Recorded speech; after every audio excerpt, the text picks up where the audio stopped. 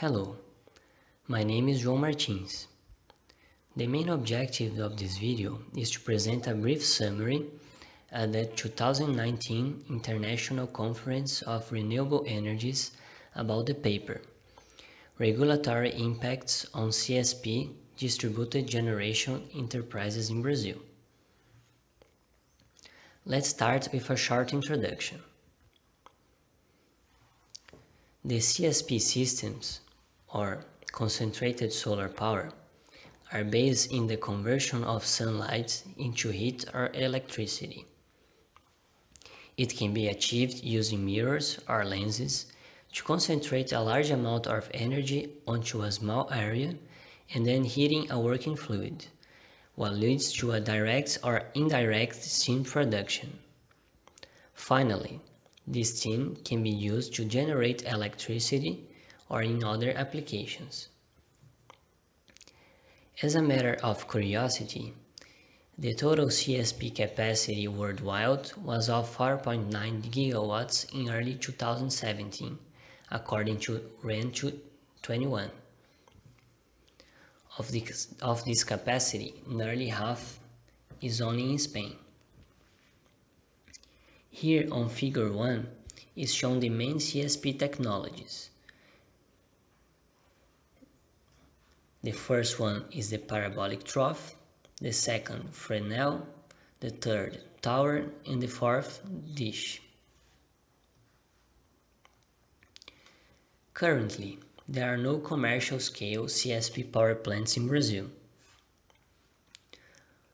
To the lack of knowledge in the development of the national industry, it is expected that the first projects will be present small proportions and could be installed into the distributed generation configuration. For this scenario, the net metering system is in force. In it, the user that generates and consumes, also known as prosumer, pays a tariff which is calculated based in the difference between the power generation and the consumption. Nevertheless, is currently in progress a public consultation whose objective is to review the economic aspects in the current regulation. In this image is shown the current taxation scenario, the alternative 0, and the regulation alternatives being discussed in the public consultation. The yellow rectangles represent the tax components not paid by the prosumer in the distributed generation configuration, and the gray ones represent the tax components paid by them. It gets evident that each alternative progressively charges more components of the prosumers and relieves the amount of taxes under the responsibility of the distributors. Now let's go to the methodology. The methodology applied in this study was based in a similar study involving photovoltaic modules. To evaluate the impacts of the changes in the legislation of distributed generations, were used 4 parameters in the standpoints of the prosumers: internal rate of return, or IRR, the net present value, or NPV, and the simple and the discounted payback periods. In the distributor standpoint was evaluated just the net present value. All these parameters were calculated for 3 different values of simultaneity of generation and consumption: 0, 30, and 50%. To perform this analysis, it was also necessary to estimate the following variables: the system costs, the energy retail price, the system productivity, and the power generation. It was taken by default of heliothermal systems, the Laguna CSP project, which uses the parabolic trough collectors and has a planned capacity of 250 kilowatt electric. In the figure 3, it can be observed that this is the most common technology. Of the 98 systems currently operating, 80 are of this kind, while just 14 are based in the power tower and 4 in the linear Fresnel technology.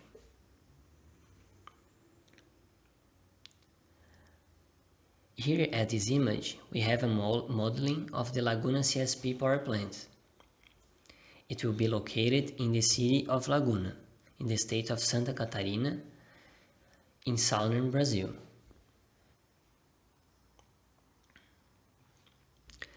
As said previously, to make the analysis proposed, it is necessary to know the system costs. They can be divided in 3.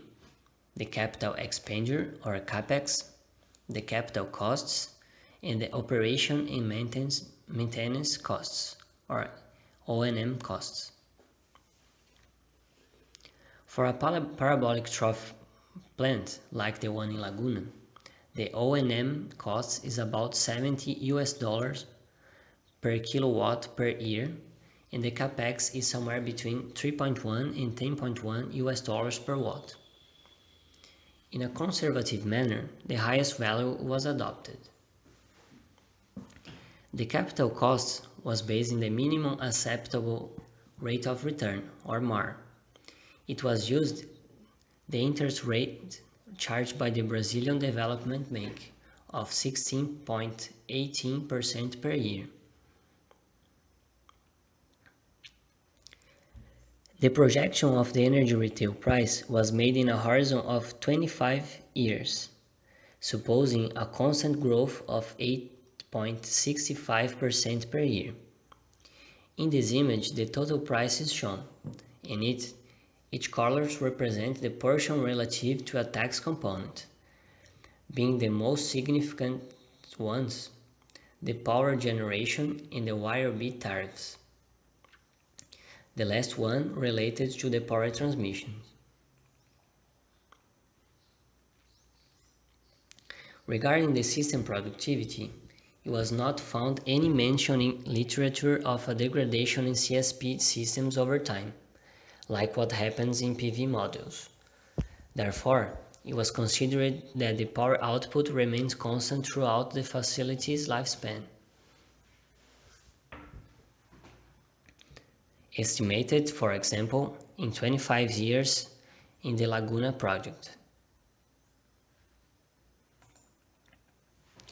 To estimate the power generation was done an indirect calculation.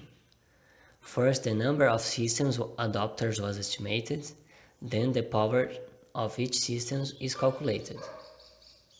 At last, the power generated by each of them was obtained. As mentioned before, the Laguna enterprise was taken by default, but it is not the only one under construction or development in Brazil. All of them were originated from the Call 19 of 2015 of ANEEL, the Brazilian Electricity Regulatory Agency.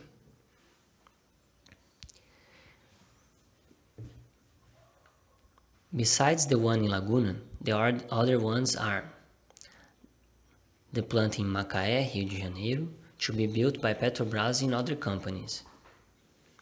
The parabolic trough plant next to the Porto Primavera hydroelectrical complex in São Paulo. The plant in Jaborandi, Bahia. And a power tower at the solar complex of Petrolina, Pernambuco. It was considered that none of these plants will have thermal energy storage systems, or TES, due to the effects of the decrease in the levelized cost of energy caused by this decision and the adoption of the net metering system. Because of it, it was used a capacity factor of 20% for the power plants without TES.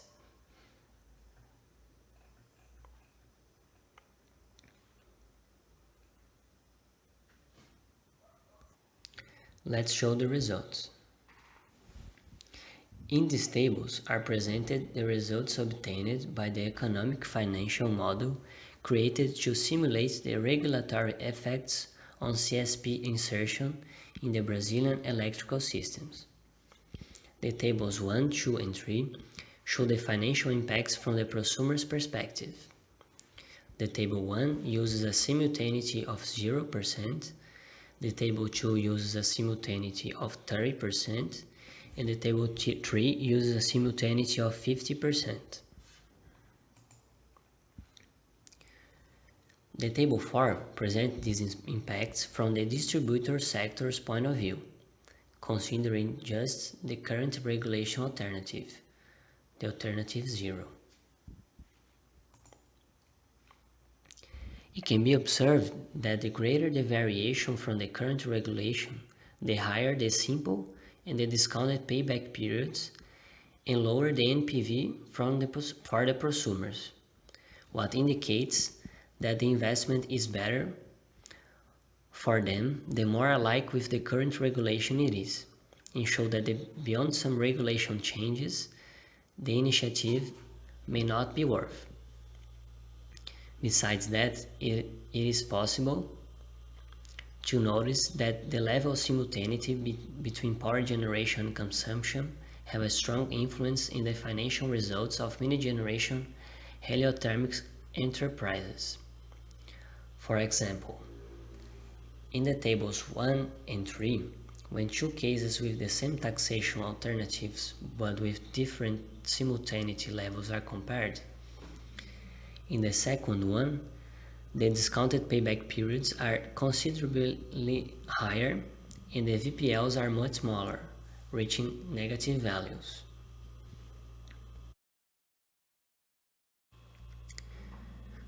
Knowing these results, it can be concluded that, resembling to what was concluded with PV systems in the previous study, with the alternatives evolution in relation to the current scenario, the investment in distributed generation CSP becomes increasingly less attractive to the prosumer. When this happens, the impacts to the distributors tends to be lower, and this type of enterprise becomes more profitable for them. The higher the simultaneity, the worse is this type of business for the prosumer, regardless of the taxation alternative.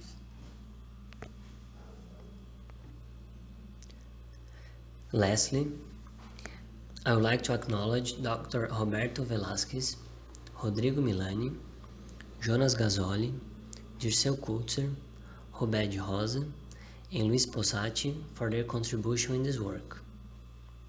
And also, I would like to thank EletroSul for funding the financial assistance for presenting this paper. Here are the references of the images in this presentation. Thank you very much.